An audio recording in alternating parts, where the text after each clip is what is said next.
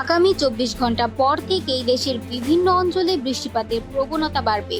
যদিও বৃষ্টির সঙ্গে সঙ্গে তাপমাত্রা তৎক্ষণাৎ কমবে না, তবে আগামী পরশু থেকে কিছুটা স্বস্তি আসতে পারে তাপমাত্রার ক্ষেত্রে, এমনটাই জানিয়েছে বাংলাদেশ আবহাওয়া অধিদপ্তর।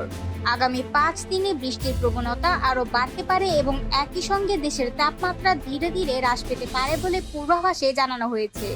আবহাওয়া অফিস জানায়, বুধবার সন্ধ্যা 6টার মধ্যে চট্টগ্রাম ও সিলেট বিভাগের কিছু কিছু এলাকায় এবং রংপুর, রাজশাহী, ময়মনসিংহ, ঢাকা, খুলনা ও বরিশাল বিভাগের 2-1 জায়গায় দমকা হাওয়া সহ হালকা থেকে মাঝারি ধরনের বৃষ্টি অথবা বজ্রসহ বৃষ্টি হতে পারে।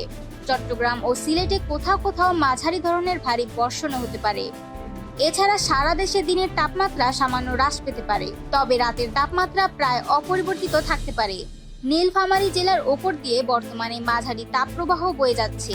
পাশাপাশি ব্রাহ্মণবাড়িয়া, ফেনী এবং রংপুর, রাজশাহী, ঢাকা, ময়মনসিংহ, খুলনা ও সিলেট বিভাগের কিছু অংশে মৃদু তাপপ্রবাহ অব্যাহত রয়েছে, তবে তা ধীরে ধীরে কমে আসতে পারে।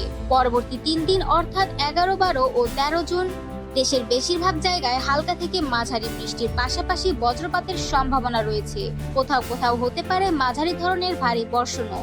শনিবার 14 জুন পর্যন্ত এই বৃষ্টিপাতের ধারা অব্যাহত থাকতে পারে এবং সারা দেশে দিনের ও রাতের তাপমাত্রা কিছুটা হ্রাস পেতে পারে।